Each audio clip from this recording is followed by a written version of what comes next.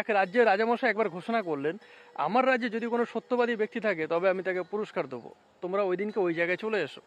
যথারীতি রাজামশাই সেদিনকে গিয়ে দেখলেন যে মাঠে সবাই একদিকে দাঁড়িয়ে আছে আর উল্টো দিকে একজন মানুষ দাঁড়িয়ে আছে। রাজামশাই ভাবলেন যিনি একা দাঁড়িয়ে আছে তিনিই হয়তো সত্যবান, বাকি এত মানুষ তো সত্যবান হবে না।